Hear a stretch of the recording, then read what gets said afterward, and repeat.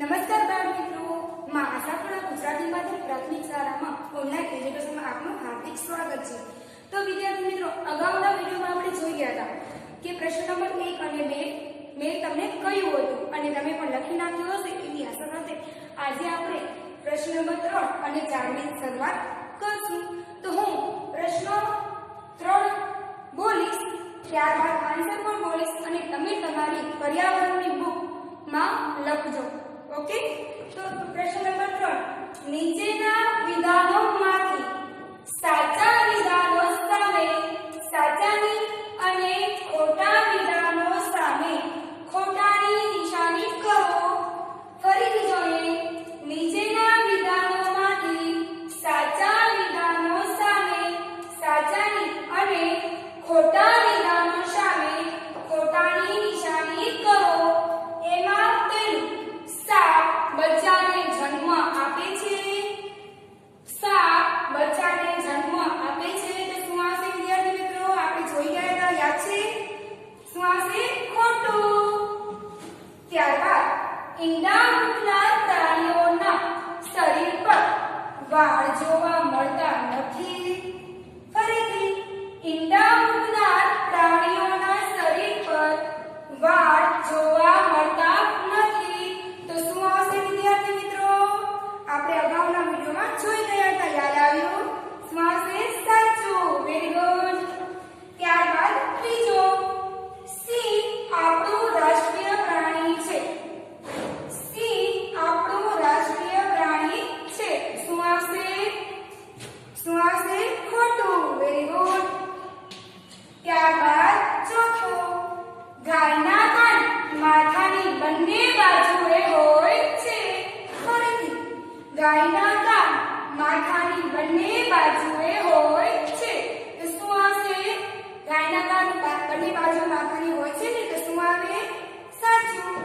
તો યાર ચોરસ બોક્સમાં તમે કરજો સાચું। ત્યારબાદ પાંચમો, પક્ષીઓને કાનની જગ્યાએ કાણા હોય છે। પક્ષીઓને કાનની જગ્યાએ કાણા હોય છે તો શું આવે વિદ્યાર્થી મિત્રો? સાચું, વેરી ગુડ। ત્યારબાદ છઠ્ઠો, મગર ઈંડા મૂકે છે। મગર ઈંડા મૂકે છે તો અહીંયા પણ શું આવશે? સાચું। ત્યારબાદ સાતમો, શિયાળના શરીર પર પીંછા શિયાળના શરીર પર પીંછા હોય છે। શિયાળના શરીર પર પીંછા હોય છે તો શું આવે વિદ્યાર્થી મિત્રો? પીંછા હોય છે કે નહીં? નથી હોતા તો શું આવશે કોષ્ટકમાં? ખોટું। જેવી રીતે તમે જોયું, પ્રશ્ન 1 અને 2 તમે લખી લીધું, ત્યારબાદ પ્રશ્ન 3 તમને લખવાનો તમારી બુકમાં રહેશે। ત્યારબાદ હવે આગળ જોઈએ પ્રશ્ન નંબર 4, જેમાં છે બંધ બેસતા જોડકા જોડો। બરાબર, હવે એમાં તમે કોષ્ટકમાં લખેલું છે કે ઉત્તરના ખાનામાં વિભાગ બ નો ક્રમાંક લખો।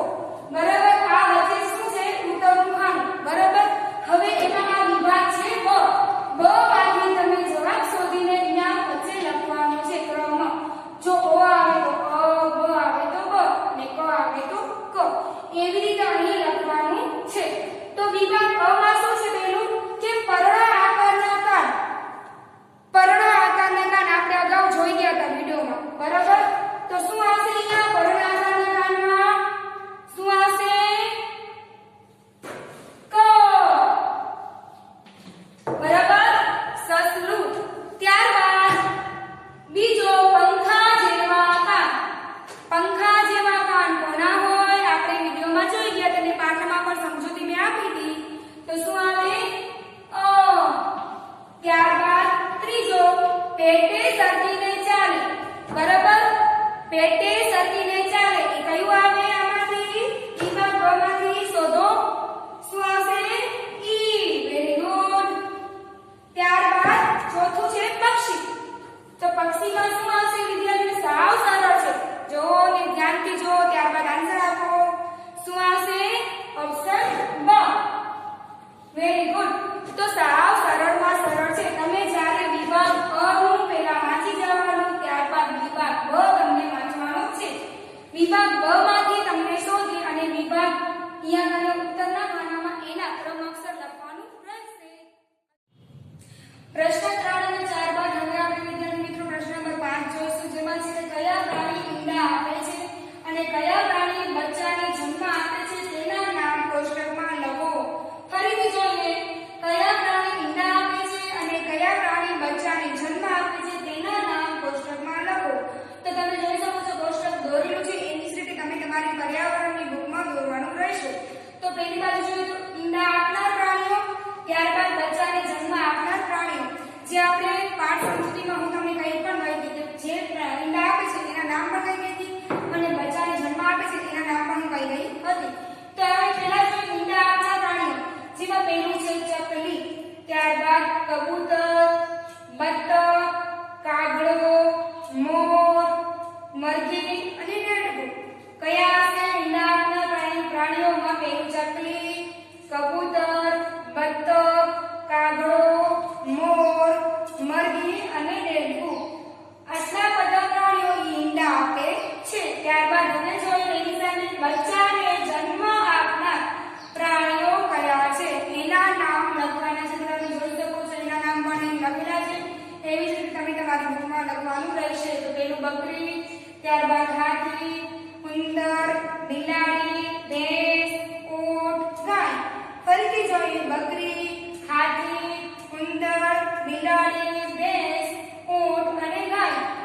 તો તમે જોઈ શકો છો પ્રશ્ન નંબર 5 જેવી રીતે તમે લખેલું તમે જોઈ શકો છો બોર્ડમાં, એવી જ રીતે તમે તમારી બુકમાં લખવાનું છે. હવે આપણે જોઈએ તો કે તફાવત લખો. ત્યારબાદનો પ્રશ્ન છે તફાવત લખો, જેમાં છે પહેલું બચ્ચાને જન્મ આપનાર પ્રાણીઓ અને એની સામે છે ઈંડા મૂકનાર પ્રાણીઓ.